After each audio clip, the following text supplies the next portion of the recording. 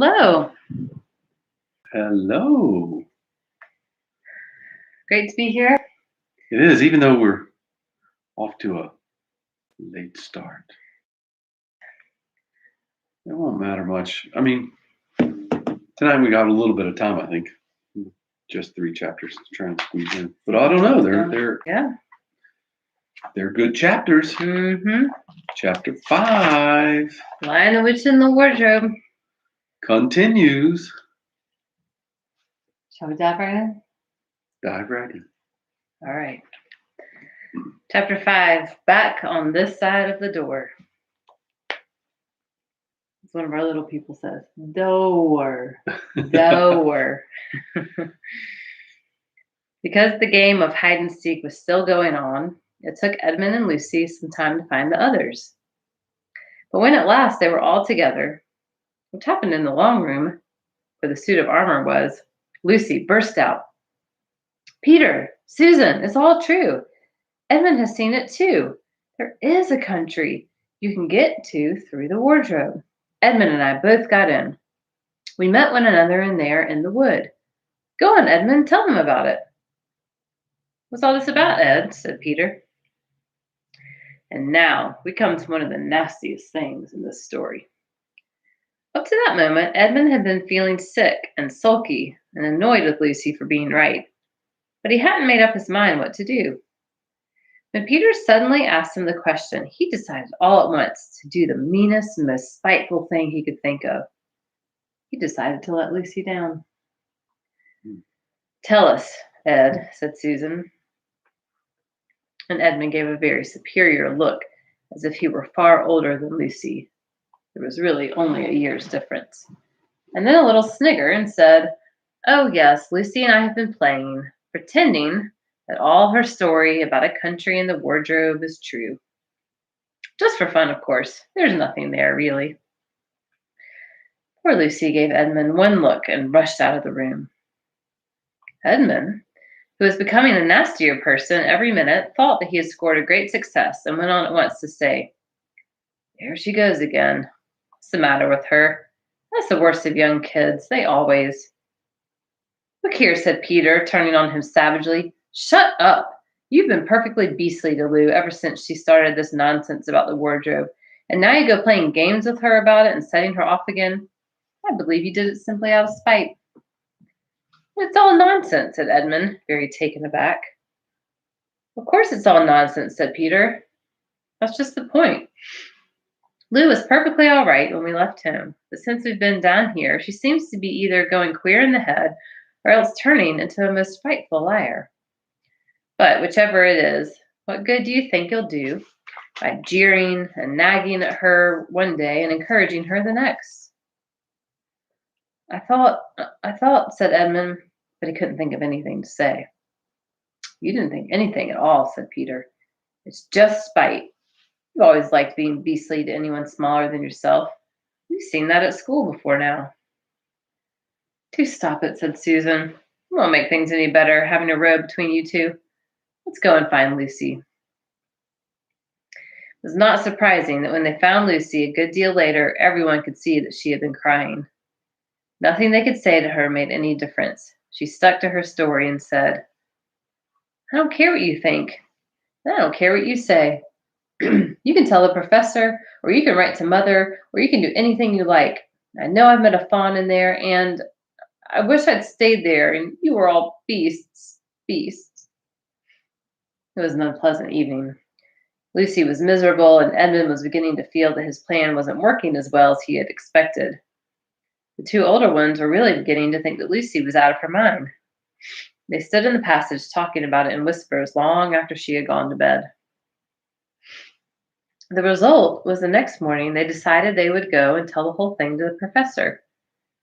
He'll write to Father if he thinks there's really something wrong with Lou, said Peter. It's getting beyond us. So they went and knocked on the study door, and the professor said, Come in, and got up and found chairs for them and said he was quite at their disposal. Then he sat listening to them with the tips of his fingers pressed together and never interrupting, till they had finished the whole story. After that, he said nothing for quite a long time. Then he cleared his throat and said the last thing that either of them expected. "How do you know," he asked, "that your sister's story is not true?" "Oh, but," began Susan, and then stopped.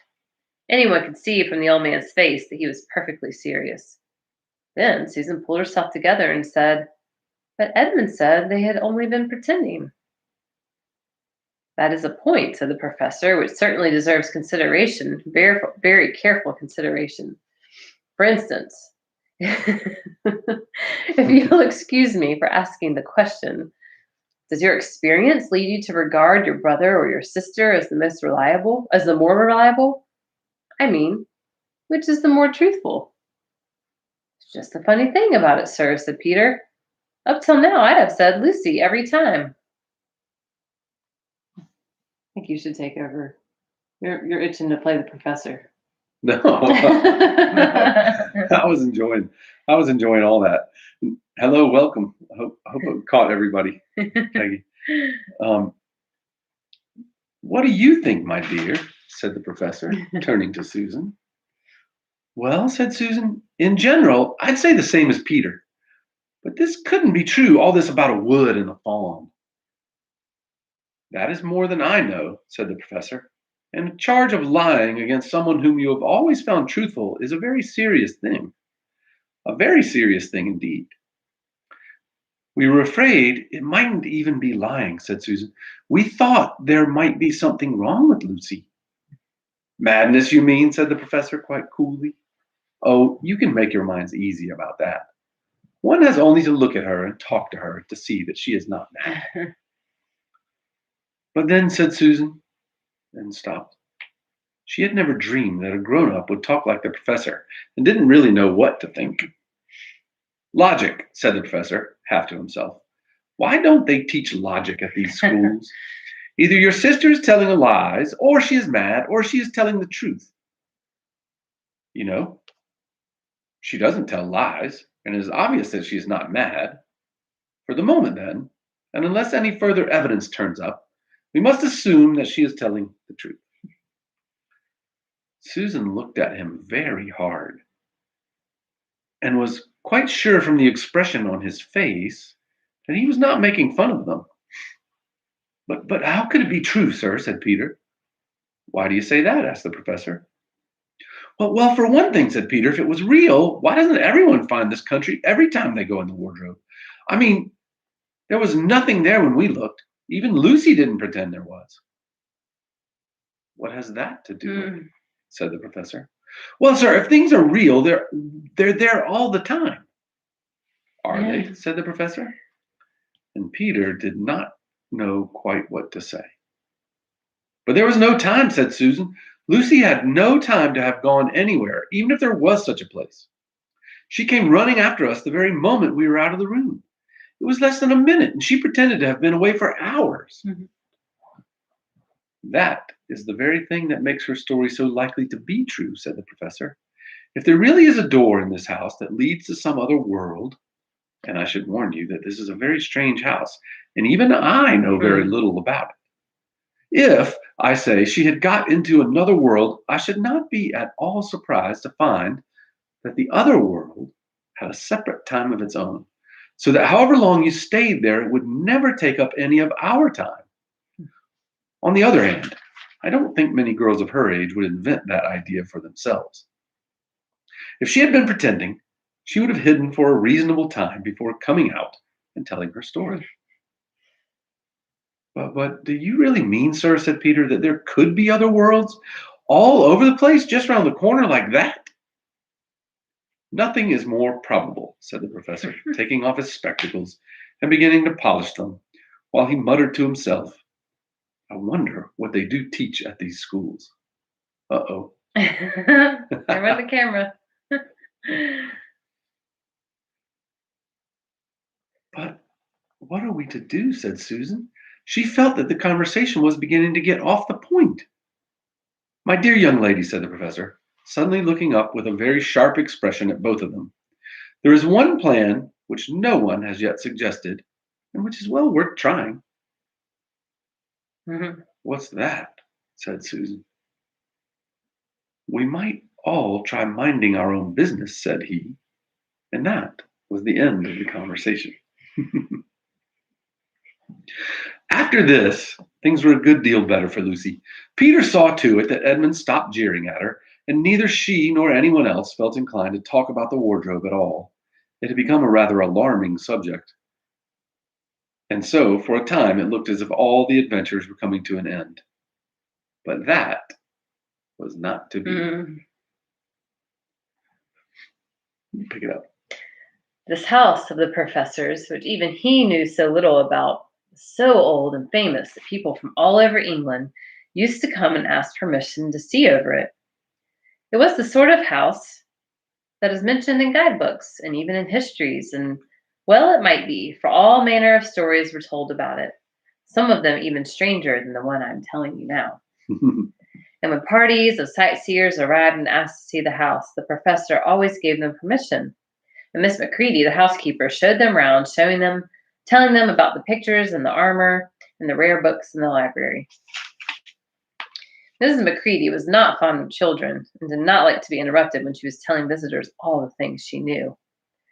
She had said to Susan and Peter almost in the first morning, along with a good many other instructions, "And please remember you're to keep out of the way whenever I'm taking a party over the house." "Just as if any of us would want to waste half the morning trailing round the crowd of strange grown-ups," said Edmund, and the other three thought the same. That was how the adventures began for the second time. A few mornings later, Peter and Edmund were looking at the suit of armor and wondering if they could take it to bits when the two girls rushed into the room and said, "Look out! Here comes the Macready and a whole gang with her." The Macready. Yeah. "Sharp's the word," said Peter, and all four made off through the door at the far end of the room. But when they had got into the green room and beyond it, into the library, they suddenly heard voices ahead of them and realized that Mrs. Macready must be bringing her party of sightseers up the back stairs instead of up the front stairs as they had expected. And after that, whether it was that they lost their heads or that Mrs. Macready was trying to catch them or that some magic in the house had come to life and was chasing them into Narnia, they seemed to find themselves being followed everywhere. Until at last Susan said, "Oh, bother those trippers. Here, let's go into the wardrobe room till they've passed. No one will follow us in there." But the moment they were inside, they heard voices in the passage, and then someone fumbling at the door, and then they saw the handle turning. "Quick," said Peter, "there's nowhere else," and flung open the wardrobe. All four of them bundled inside it and sat there, panting in the dark. Peter held the door closed, but did not shut it, for of course he remembered, as every sensible person does, that you should never shut yourself up in a wardrobe. I think someone didn't they? Yeah. He might still be shut in there. Chapter 6, Into the Forest. "I wish the Macready would hurry up and take all these people away," said Susan presently. "I'm getting horribly cramped." "And what a filthy smell of camphor," said Edmund. "I expect the pockets of these coats are full of it," said Susan, "to keep away any moths." "There's something sticking to my back," said Peter. "And isn't it cold?" said Susan. "Now that you mention it, it is cold," said Peter. "And hang it all, it's wet too. What's the matter with this place? I'm sitting on something wet. It's getting wetter every minute." He struggled to his feet. "Let's get out," said Edmund. "They've gone." "Ooh," said Susan suddenly, and everyone asked her what was the matter. "I'm sitting against a tree," said Susan. "And look, it's getting light over there." "By Jove, you're right," said Peter. "And look there and there. It's trees all around. And this wet stuff is snow. Why, I do believe we've got into Lucy's wood after all." And now there was no mistaking it. And all four children stood blinking in the daylight of a winter day. Behind them were coats hanging on pegs. In front of them were snow-covered trees. Peter turned at once to Lucy. "I apologize for not believing you," he said. "I'm sorry. Will you shake hands?" "Of course," said Lucy, and did. "And now," said Susan, "what do we do next?" "Do?" said Peter. "Why, go and explore the wood, of course." Ugh, said Susan, stamping her feet. It's pretty cold. What about putting on some of these coats? They're not ours, said Peter doubtfully. I'm sure nobody would mind, said Susan. It isn't as if we wanted to take them out of the house. We shan't take them even out of the wardrobe. I never thought of that, Sue, said Peter. Of course, now that you put it that way, I see. No one could say you had bagged a coat as long as you leave it in the wardrobe where you found it. And I suppose this whole country is in the wardrobe. They immediately carried out Susan's very sensible plan. The coats were rather too big for them, so that they came down to their heels and looked more like royal robes than coats when they had put them on. But they all felt a good deal warmer, and each thought the others looked better in their new get-ups and more suitable to the landscape. We can pretend we are Arctic explorers, said Lucy. This is going to be exciting enough without pretending, said Peter, as he began leading the way forward into the forest. There were heavy, darkish clouds overhead, and it looked as if there might be more snow before night. I say, began Edmund presently, oughtn't we to be bearing a bit more to the left? That is, if we are aiming for the lamp post. He had forgotten for the moment that he must pretend never to have been in the wood before. The moment the words were out of his mouth, he realized that he had given himself away. Everyone stopped. Everyone stared at him. Peter whistled. So you really were here, he said. That time Lou said she'd met you in here, you made out she was telling lies. There was a dead silence. Lies kind of do that all the time, don't they? Yeah. Well, of all the poisonous little beasts, said Peter, and shrugged his shoulders and said no more. There seemed indeed no more to say, and presently the four resumed their journey. But Edmund was saying to himself, I'll pay you all out for this, you pack of stuck-up, self-satisfied prigs. It's kind of wild how that our affect actually strengthens his resolve. Like calling him out on that lie rather than realizing that bit of him that they possessed gives him resolve to, I'll show you, it makes him more angry. Yeah. So humbling. Yeah. How do I approach the liar when it's not me? Right. Where are we going anyway, said Susan, chiefly for the sake of changing the subject. I think Lou ought to be the leader, said Peter. Goodness knows she deserves it. Where will you take us, Lou?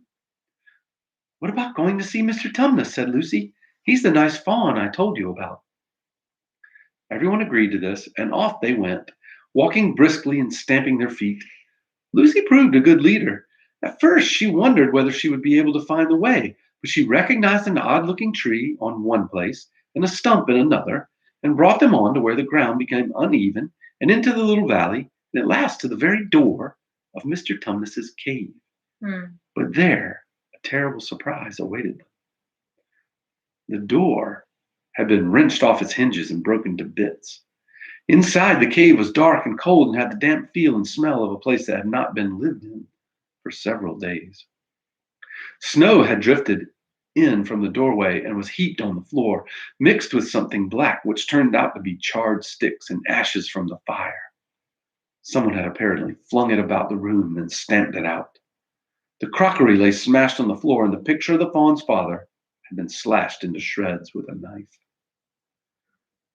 This is a pretty good washout, said Edmund. Not much good coming here. What is this? Said Peter, stooping down.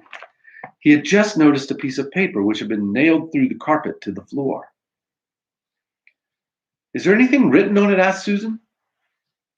Yes, I think there is, answered Peter, but I can't read it in this light. Let's get out to the open air.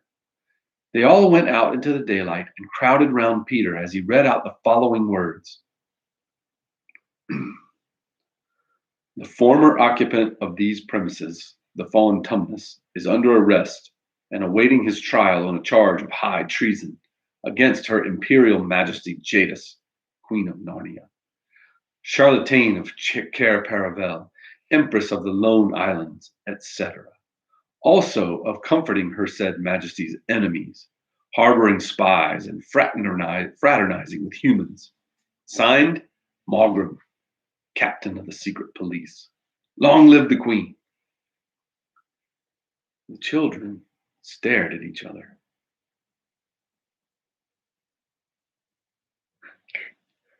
I don't know that I'm going to like this place after all, said Susan. Who is this queen, Lou? Said Peter. Do you know anything about her? She isn't a real queen at all, answered Lucy. She's a horrible witch, the White Witch. Everyone, all the wood people hate her. She has made an enchantment over the whole country so that it's always winter here and never Christmas. I wonder if there's any point in going on, said Susan. I mean, it doesn't seem particularly safe here, and it looks as if it won't be much fun either. And it's getting colder every minute, and we've brought nothing to eat. And what about just going on home? Oh, but we can't, said Lucy suddenly. Don't you see? We can't just go home, not after this. It's all on my account that the poor fawn has gotten into this trouble. He hid me from the witch and showed me the way back. That's what it means by comforting the Queen's enemies and fraternizing with humans. We simply must try to rescue him. You read. A lot we could do, said Edmund, when we haven't even got anything to eat. Shut up, you, said Peter, who was still very angry with Edmund. What do you think, Susan? The horrid feeling that Lou is right, said Susan. I don't want to go a step further, and I wish we'd never come, but I think we must try to do something for Mr. whatever his name is. I mean, the fawn. That's what I feel too, said Peter. I'm worried about having no food with us. I'd vote for going back and getting something from the larder, only there doesn't seem to be any certainty of getting into this country again when once you've got out of it. I think we'll have to go on. So do I, said both girls. If only we knew where the poor chap was in prison, said Peter. They were also wondering what to do next when Lucy said, Look, there's a robin with such a red breast. It's the first bird I've seen here. I say, I wonder, can birds talk in Narnia? It almost looks as if it wanted to say something to us. Then she turned to the robin and said, Please, can you tell us where Tumnus the fawn has been taken to? As she said this, she took a step toward the bird. It at once flew away, but only as far as to the next tree. There it perched and looked at them very hard, as if it understood all they had been saying. Almost without noticing that they had done so, the four children went a step or two near it. At this, Robin flew away again to the next tree, and once more looked at them very hard. You couldn't have found a robin with a redder chest or a brighter eye. Do you know, said Lucy, I really believe he means us to follow him. An idea he does, says Susan. What do you think, Peter? Well, we might as well try it, answered Peter. The robin appeared to understand the matter thoroughly. It kept going from tree to tree, always a few yards ahead of them, but always so near that they could easily follow it. In this way, it led them on slightly downhill. Wherever the robin alighted, a little shower of snow would fall off the branch. Presently, the clouds parted overhead, and the winter sun came out, and the snow all around them grew dazzlingly bright. They'd been traveling in this way for about half an hour, with the two girls in front, when Edmund said to Peter, If you're not still too high and mighty to talk to me, I have something to say which you'd better listen to. What is it? Asked Peter. Hush, not so loud, said Edmund. There's no good frightening the girls. But have you realized what we're doing? What? Said Peter, lowering his voice to a whisper. We're following a guide we know nothing about. How do we know which side that bird is on? Why shouldn't it be leading us into a trap? It's a nasty idea. Still, a robin, they're good birds in all the stories I've ever read. I'm sure a robin wouldn't be on the wrong side. If it comes to that, which is the right side? How do we know the fawns are in the right and the queen, yes, I know we've been told she's a witch, is in the wrong? We don't know anything about either. The fawn saved Lucy. He said he did, but how do we know? And there's another thing, too. Has anyone the least idea of the way to get home from here? Great Scott, said Peter. I hadn't thought of that. No chance of dinner either, said Edmund. Day with the Beavers. Chapter 7. That's right. While the two boys were whispering behind, both the girls suddenly cried, "Oh!" and stopped. "The robin," cried Lucy. "The robin! It's flown away." And so it had, right out of sight. "And now what are we to do?" said Edmund, giving Peter a look which was as much to say, "What did I tell you?" "Shh, look," said Susan. "What?" said Peter. "There's something moving among the trees over there to the left." They all stared as hard as they could, and no one felt very comfortable. "There it goes again," said Susan presently. "I saw it that time too," said Peter. "It's still there. It's just gone behind that big tree." "What is it?" asked Lucy, trying very hard not to sound nervous. "Whatever it is," said Peter, "it's dodging us. It's something that doesn't want to be seen." "Let's go home," said Susan. And then, though nobody said it out loud, everyone suddenly realized the same fact that Edmund had whispered to Peter at the end of the last chapter. They were lost. "What's it like?" said Lucy. It's a kind of animal," said Susan, and then, look, quick, there it is." They all saw it this time, a whiskered, furry face which had looked out at them from behind a tree. But this time it didn't immediately draw back. Instead, the animal put its paw against its mouth, just as humans put their finger on their lips when they are signaling you to be quiet. Then it disappeared again. The children all stood, holding their breath. A moment later, the stranger came out from behind the tree, glanced all around as if he were afraid someone was watching, said, "Hush," made signs to them to join it in the thicker bit of wood where it was standing, and then once more disappeared.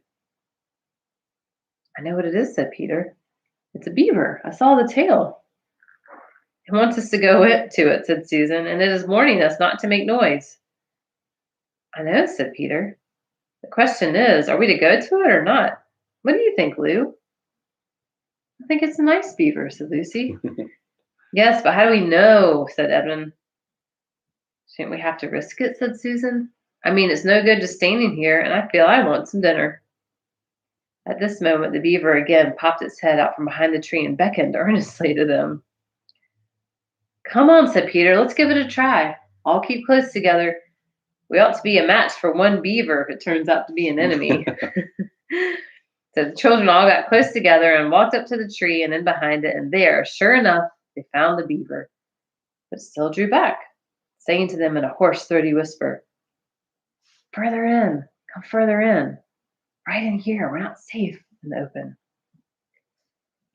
Only when it had led them into a dark spot where four trees grew so close together that their boughs met the brown earth and pine needles could be seen underfoot, because no snow had been able to fall there, did it begin to talk to them. "Are you the sons of Adam and the daughters of Eve?" it said. "Oh, we're some of them," said Peter. "Shh," said the beaver. "Not so loud, please. We're not safe even here." "Why, who are you afraid of?" said Peter. "There's no one here but ourselves." "There are the trees," said the beaver. "They're always listening. Most of them are on our side, but there are trees that would betray us to her. You know who I mean." And it nodded its head several times.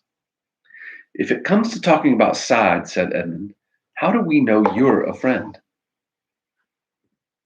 "Not meaning to be rude, Mr. Beaver," added Peter, "but you see, we're strangers." Quite right," said the beaver. "Here is my token." With these words, it held up to them a little white object. They all looked at it in surprise, till suddenly Lucy said, "Oh, of course, it's my handkerchief, the one I gave poor Mr. Tumnus." "That's right," said the beaver. "Poor fellow. He got wind of the arrest before it actually happened and handed this over to me. He said that if anything happened to him, I must meet you here and take you on to—" Here the beaver's voice sank into silence, and it gave one or two very mysterious nods, and then signaling to the children to Mhm. stand as close around it as they possibly could, so that their faces were actually tickled by its whiskers, it added in a low whisper, "They say Aslan is on the moon. Perhaps has already landed." Such a disciple scene, right? Yeah.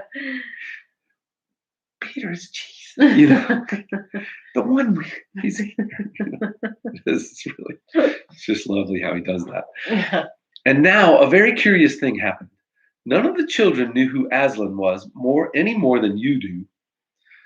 But the moment the beaver had spoken these words, everyone felt quite different. Perhaps it has sometimes happened to you in a dream that someone says something which you don't understand, but in the dream it feels as if it had some enormous meaning, either a terrifying one which turns the whole dream into a nightmare, or else a lovely meaning too lovely to put into words, which makes the dream so beautiful that you remember it all your life and are always wishing you could get into that dream again. It was like that now. At the name of Aslan, each one of the children felt something jump in its inside. Edmund felt a sensation of mysterious horror. Peter felt suddenly brave and adventurous. Susan felt as if some delicious smell or some delightful strain of music had just floated by her. And Lucy got the feeling you have when you wake up in the morning and realize that it is the beginning of the holidays or the beginning of summer. Mhm. "And what about Mr. Tumnus?" said Lucy. "Well, where is he?" "Shh," said the beaver. "Not here.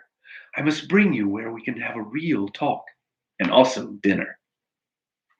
No one except Edmund felt any difficulty about trusting the beaver now, and everyone, including Edmund, was very glad to hear the word dinner. Mhm. They therefore all hurried along behind their new friend, who led them at a surprisingly quick pace, and always in the thickest parts of the forest, for over an hour. Everyone was feeling very tired and very hungry when suddenly the trees began to get thinner in front of them and the ground to fall steeply downhill. A minute later, and they came out under the open sky. The sun was still shining, and found themselves looking down on a fine sight. They were standing on the edge of a steep, narrow valley, at the bottom of which ran, at least it would have been running if it hadn't been frozen, a fairly large river. Just below them, a dam had been built across the river. And when they saw it, everyone suddenly remembered that, of course, beavers are always making dams, and felt quite sure that Mr. Beaver had made this one. They also noticed that he had now had a sort of modest expression on his face, the sort of look people have when you're visiting a garden they've made or reading a story they've written. So it was only common politeness when Susan said, "What a lovely dam!" And Mr. Beaver didn't say, "Hush," this time, but merely a trifle, and it isn't really finished. Above the dam, there was what ought to have been a deep pool, but was now, of course, a level floor of dark green ice. And below the dam, much lower down, was more ice, but instead of being smooth, this was all frozen into the foamy and wavy shapes in which the water had been rushing along at the very moment when the frost came. And where the water had been trickling over and spurting through the dam, there was now a glittering wall of icicles, as if the side of the dam had been covered all over with flowers and wreaths and festoons of the purest sugar. And out in the middle, and partly on top of the dam, was a funny little house shaped rather like an enormous beehive. And from a hole in the roof, smoke was going up, so that when you saw it, especially if you were hungry, you at once thought of cooking and became hungrier than you were before.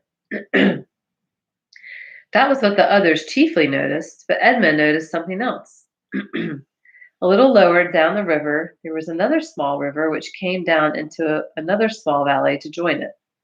And looking up that valley, Edmund could see two small hills, and he was almost sure they were the two hills which the White Witch had pointed out to him when he parted from her at the lamppost that other day.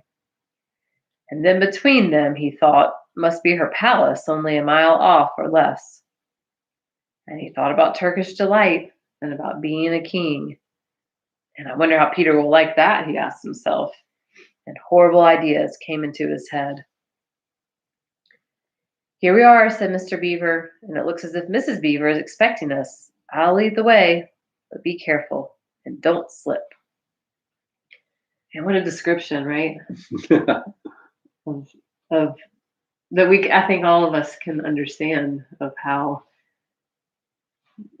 it happens. Like it's not so bizarre. It's not, Right. you know, Right. um, Oh, well, yeah. Our condition. yeah. The top of the dam was wide enough to walk on, though not, for humans, a very nice place to walk because it was covered with ice. And though the frozen pool was level with it on one side, there was a nasty drop to the lower river on the other. Along this route, Mr. Beaver led them in single file right out to the middle, where they could look a long way up the river and a long way down it. And when they had reached the middle, they were at the door of the house. "Here we are, Mrs. Beaver," said Mr. Beaver. "I found them. Here are the sons and daughters of Adam and Eve." And they all went in.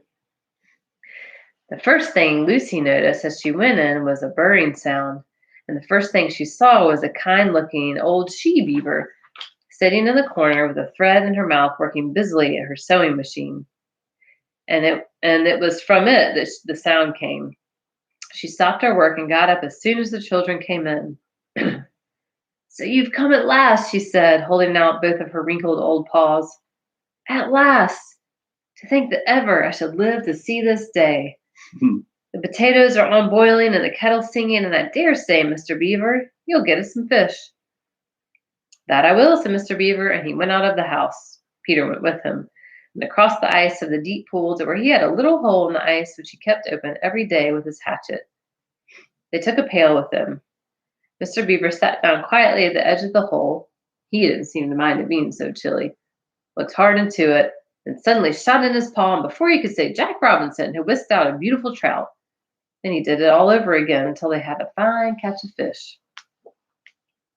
Meanwhile, the girls were helping Mrs. Beaver to fill the kettle and lay the table and cut the bread and put the plates in the oven to heat and draw a huge jug of beer for Mr. Beaver from the barrel which stood in one corner of the house, and to put on the frying pan and get the dripping hot.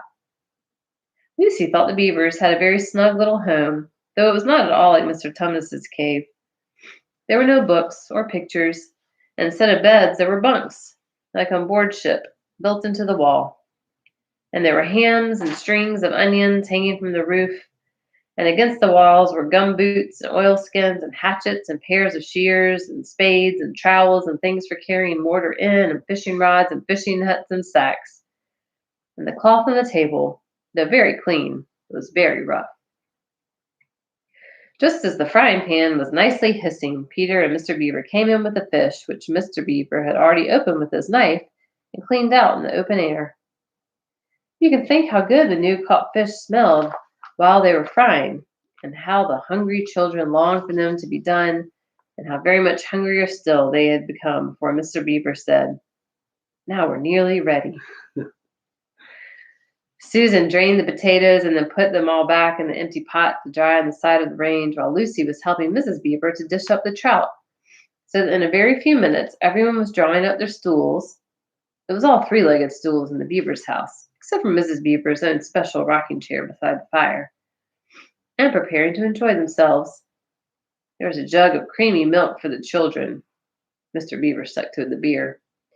And a great big lump of deep yellow butter in the middle of the table, from which everyone took as much as he wanted to go with his potatoes, and all the children thought, and I agree with them, that there's nothing to beat good freshwater fish if you eat it when it has been alive half an hour ago and has come out of the pan half a minute ago.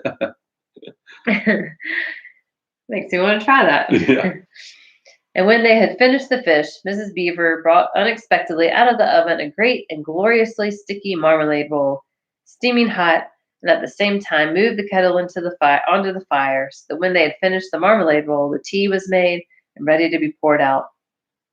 And when each person had got his or her cup of tea, each person shoved back his or her stool so as to be able to lean against the wall and give a long sigh of contentment. "And now," said Mr. Beaver, pushing away his empty beer mug and pulling his cup of tea toward him, "if you'll just wait till I've got my pipe lit up and going nicely, why now we can get to business." It's snowing again, he added, cocking his eye at the window. That's all the better, because it means we shan't have any visitors, and if anyone should be trying to follow you, why, he won't find any tracks. I think we should do one more, because we're Yeah.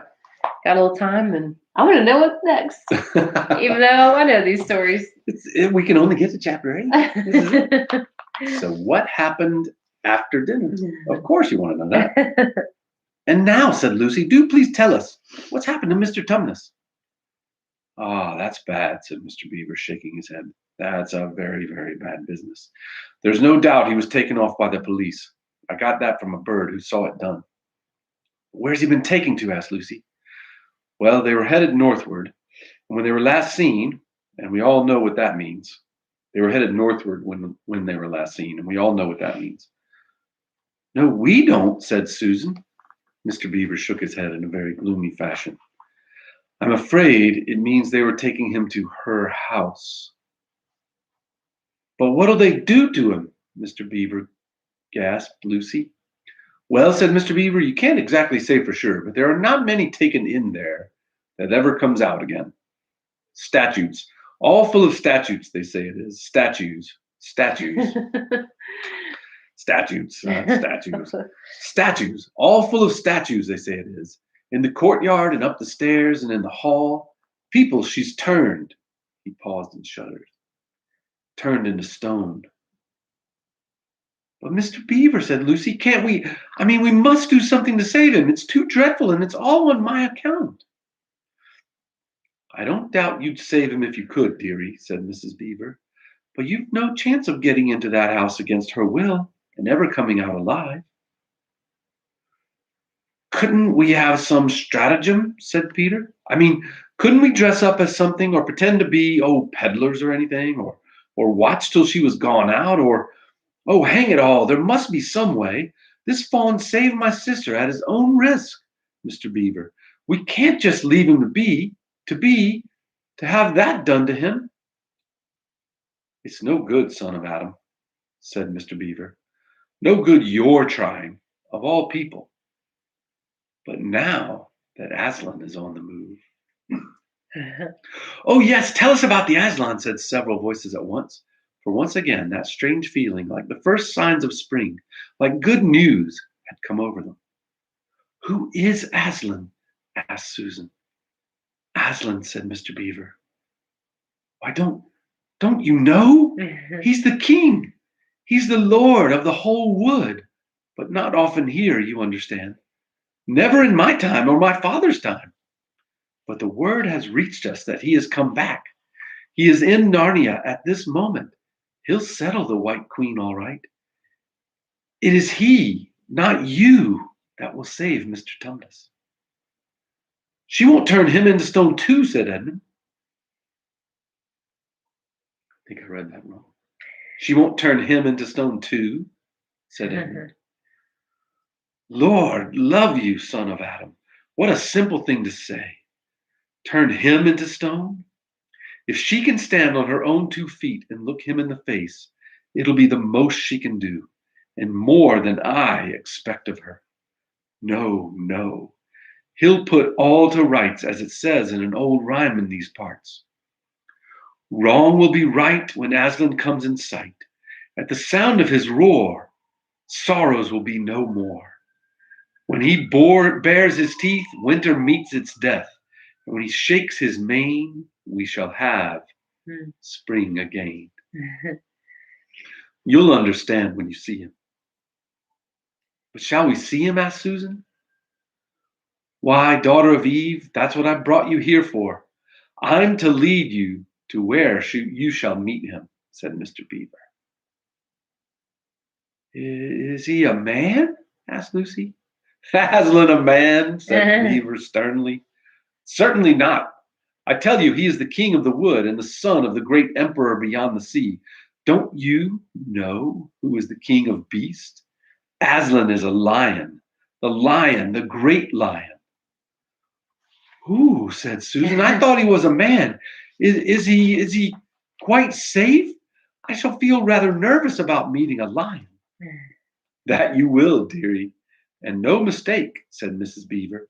If there is anyone who can appear before Aslan without their knees knocking, they're either braver than most or else just silly. Then isn't he safe? Said Lucy. Safe? Said Mr. Beaver. Don't you hear what Miss Beaver is telling you? Who said anything about safe? Of course he isn't safe. But he's good. He's the king, I tell you. I just want to revel in that for a Yeah, moment. He's safe. Of course he isn't safe. And he isn't safe. But he's good. He's the king, I tell you. I'm longing to see him. I am right now. Yeah. I'm longing to see him, said Peter, even if I do feel frightened when it comes to the point. That's right, son of Adam, said Mr. Beaver, bringing his paw down on the table with a crash that made all the cups and saucers rattle. So you shall. Word has been sent that you are to meet him tomorrow, if you can, at the stone table. Where's that? Said Lucy. I'll show you, said Mr. Beaver. It's down the river, a good step from here. I'll take you to it. But meanwhile, what about poor Mr. Tumnus? Said Lucy. The quickest way you can help him is by going to meet Aslan, said Mr. Beaver. Once he's with us, then we can begin doing things. Not that we don't need you to, for there's another of the old rhymes. When Adam's flesh and Adam's bone sits at Cair Paravel enthroned, the evil time will be over and done. So things must be drawing near their end. Now he's come, and you've come. We've heard of Aslan coming into these parts before. Long ago, nobody can say when. But there's never been any of your race here before. That's what I don't understand, Mr. Beaver, said Peter. I mean, isn't the witch herself human? She'd like us to believe it, said Mr. Beaver. And it's on that she bases her claim to be queen. She's no daughter of Eve. She comes of your father Adam's. Here, Mr. Beaver bowed. Your father Adam's first wife. Her they called Lilith. And she was one of the jinn. That's what she comes from on one side. And on the other, she comes of the giants. No, there isn't a drop of real human blood in the witch. That's why she's bad all through, Mr. Beaver, said Mrs. Beaver. True enough, Mrs. Beaver, replied he. There may be two views about humans, meaning no offense to the present company. But there's no two views about things that look like humans and aren't. I've known good dwarfs, said Mrs. Beaver. So have I, now I come to speak of it, said her husband, but precious few. And they were the ones least like men. But in general, take my advice. When you meet anything that's going to be human and isn't yet, or used to be human once and isn't now, or ought to be human and isn't, you keep your eyes on it and feel for your hatchet. And that's why the witch is always on the lookout for any humans in Narnia. She's been watching for you this many a year, and if she knew there were 4 of you, she'd be more dangerous still. What's that to do with it? Asked Peter.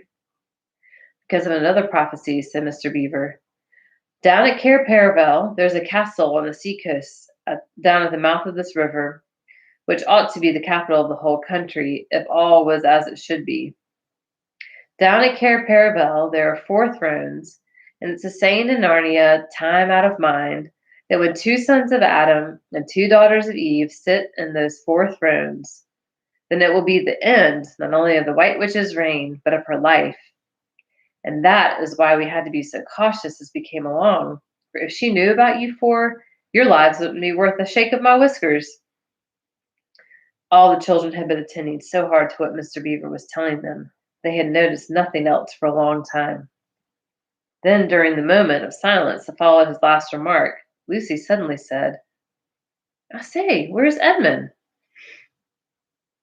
There was a dreadful pause, and then everyone began asking, who saw him last? How long has he been missing? Is he outside? And then all rushed to the door and looked out. The snow was falling thickly and steadily. The green ice of the pool had vanished under a thick white blanket, and from where the little house stood in the center of the dam, you could hardly see either bank. Out they went, plunging well over their ankles into the soft new snow, and went round the house in every direction. "Edmund! Edmund!" they called till they were hoarse. But the silently falling snow seemed to muffle their voices, and there was not even an echo in answer. "How perfectly dreadful," said Susan, as at last they came back in despair. "Oh, how I wish we'd never came." "What on earth are we to do, Mr. Beaver?" said Peter. "Do?" said Mr. Beaver, who was already putting on his snow boots. "Do? We must be off at once. We haven't a moment to spare."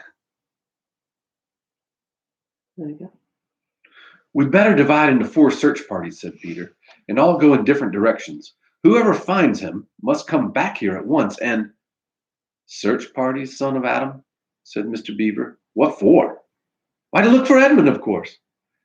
"There's no point in looking for him," said Mr. Beaver. "What do you mean?" said Susan. "He can't be far away yet. We've got to find him. What do you mean when you say there's no use looking for him?" "The reason there's no use looking," said Mr. Beaver, "is that we know already where he's gone." Everyone stared in amazement. "Do you understand?" said Mr. Beaver. "He's gone to her, to the White Witch. He has betrayed us all." "Oh, surely, oh, really," said Susan. "He can't have done that." "Can't he?" said Mr. Beaver, looking very hard at the 3 children.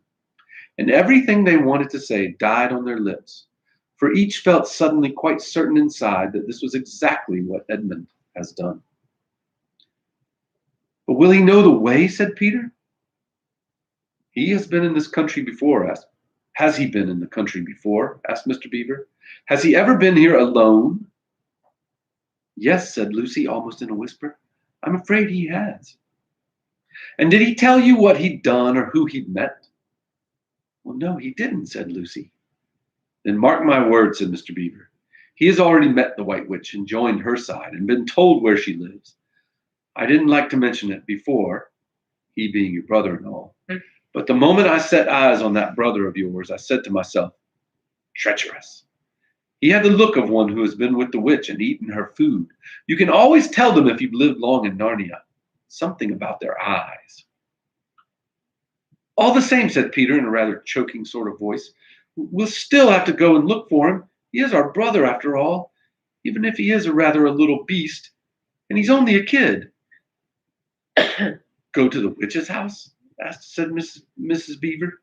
"Don't you see that the only chance of saving either him or yourselves is to keep away from her?"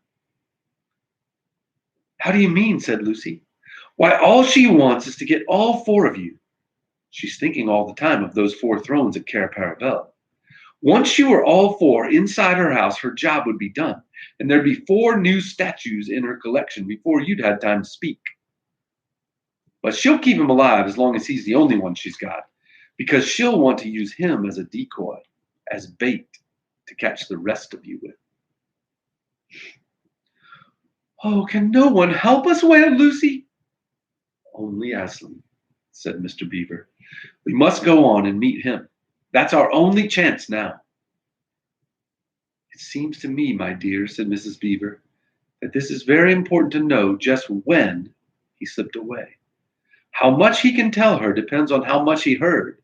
For instance, had we started talking about Aslan before he left? If not, then we may do very well, for she won't know that Aslan has come to Narnia, or that we are meeting him, and will be quite off her guard as far as that is concerned." "I don't remember his being here when we were talking about Aslan," began Peter, but Lucy interrupted him. "Oh, yes, he was," she said miserably. "Don't you remember? It was he who asked whether the witch couldn't turn Aslan into stone too." "So he did, by Jove," said Peter. "Just the sort of thing he would say, too." "Worse and worse," said Mr. Beaver. "And the next thing is this. Was he still here when I told you that the place for meeting Aslan was the stone table?" And of course, no one knew the answer to this question. "Because if he was," continued Mr. Beaver, "then she'll simply sledge down in that direction and get between us and the stone table and catch us on our way down. In fact, we shall be cut off from Aslan." "But that isn't what she'll do first," said Mrs. Beaver. "Not if I know her. The moment that Edmund tells her that we're all here, and she'll set out to catch us this very night. And if he's been gone about half an hour, then she'll be here in about another 20 minutes. You're right, Miss Beaver, said her husband. We must all get away from here. There's not a moment to lose.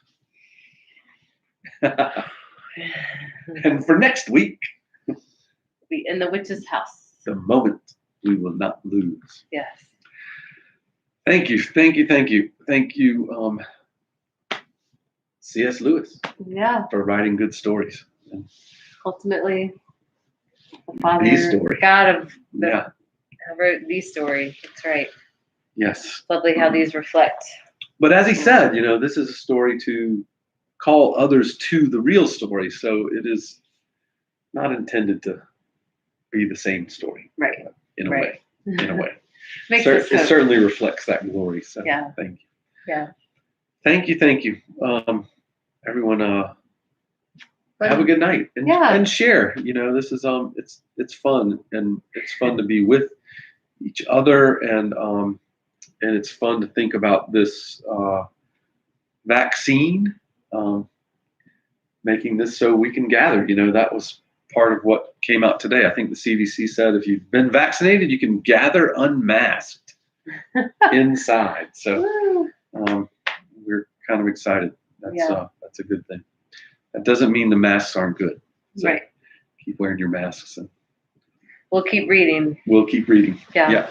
Thank you. Thank you. Peace to y'all.